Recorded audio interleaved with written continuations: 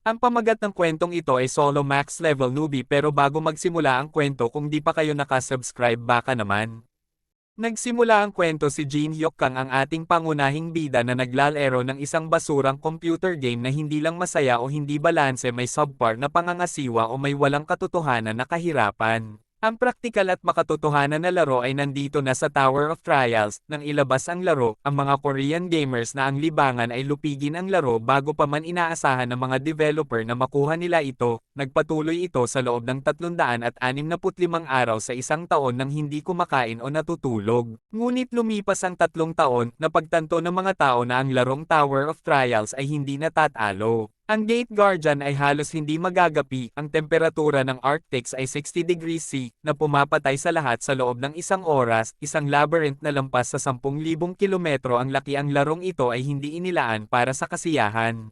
Sa halip, ito ay halos parang pagpapahirap para sa mga naglalaro nito, pagkatapos ay nagsimulang bumaba ang laro. Upang maging eksakto, ang laro ay halos masira. May mga pro pa rin na hindi sumuko sa paghamon sa imposibleng mahirap na larong ito. Si Jin Hyuk ay natapos niya ang floor 50 kinong-gratulate siya dahil siya ang unang taong nakatapos ng Tower of Trials hindi siya makapaniwala na natapos niya ang laro ito ay simpleng masaya. Ang pakiramdam ng tagumpay na dumating pagkatapos magsaliksik ng mga paraan upang masakop ang tore at ulitin ito ng paulit-ulit hanggang sa ito ay naging pangalawang kalikasan upang sa wakas ay matalo ang antas na sapat upang italaga ang 11 taon ng kanyang buhay. Hindi akalain ni Jin Hyuk na gagawa niya talagang tapusin ang huling palapag at baka dapat niya raw itong i-stream, o baka ma-upload niya ito sa NotUbe kahit na ito ay isang basurang laro maaaring itong makakuha ng ilang mga manunood. Makalipas ang ilang sandali si Jin Hyuk may natanggap na mensahe na nagpapasalamat sa paglalaro ng laro hanggang ngayon at magkakaroon isang reboot update na mangyari sa loob ng 12 oras kaya mangyaring patuloy na tamasahin ang laro pagkatapos ng pag-update. Ito ay hindi ni Jin Hyuk inaasahan na gumagawa sila ng isang reboot na pag-update at pabiro niyang sinabi na nakahanap ba sila ng isang field ng langis sa disyerto o isang bagay at sabay tawa. Sa iniisip ni Jin Hyuk ito ay talagang walang katuturan.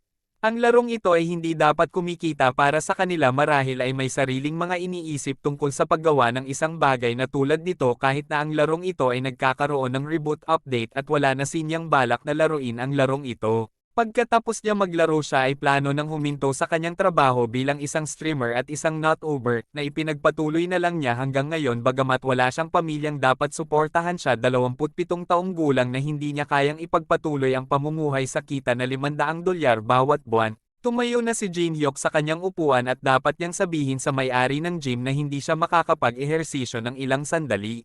Makalipas ang ilang sandali napasilip si Jin Hyuk sa bintana at naiisip niya ang sinasabi sa kanya noon ng mga tao na dapat siya ay maging isang propesyonal na fighter, ngunit ngayon ay mas mahalaga ang pera kaysa sa pakikipaglaban. Bumalik na si Jin Hyuk sa kanyang kinauupuan umiinom at tumatawa sa mga nababasa niyang mensahe sa online, maya't maya biglang nagseryoso si Jin Hyuk at parang may kailangan siyang sabihin sa ika nila at nagtanungan na ang mga nasa live chat at nagbibiruan ng bigla siyang parang may gusto sabihin. Pero nagbago ang isip ni Jin Hyuk at sabay tawa at pabirong sanabi na lang na gusto niya lang baguhin ang paraan ng pagsasalita niya bilang isang biro. At sa isip ni Jin Hyuk na mag-post na lang siya bukas ng announcement na titigil na siya sa paglalaro at patuloy na lang si Jin Hyuk uminom hanggang sa makatulog.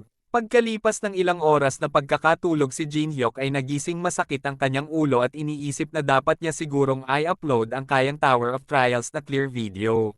Binubuksan ni Jin Hyuk ang kanyang computer at bigla siyang nagulat sa kanyang nakita na ang Tower of Trials na laro at nasa totoong mundo na. Hindi makapaniwala si Jin Hyuk na ang Tower of Trials ay nasa totoong mundo na. Kaagad pumunta sa isang live si Jin Hyuk at nakita niya na kahit ibang tao ay hindi makapaniwala sa nakikita nila at nalaman ng isang lalaki dahil nireport sa kanya Melon Watermelon na parang ito yung laro na tinatawag na Tower of Trials na pinalabas 11 years ago. Hindi rin makapaniwala ang ibang tao na ang langit ay kulay pula na. Napatanong si Jin Hyuk sa kanyang isipan kung paano nangyari ang mga ito at parang ito ang hudyat ng simula ng Tower of Trials. At biglang nagulat si Jin Hyuk na may lumabas sa kanyang harapan at napatanong kung ano ito at may nakalagay na Tower of Trials Reboot Version. Ang unang update ay kompleto na. May abiso ang laro sa lahat ay kailangan matapos ang susunod na floor of the tower sa loob ng 70 na araw kapag nabigo sila ang sangkatauhan ay mamamatay.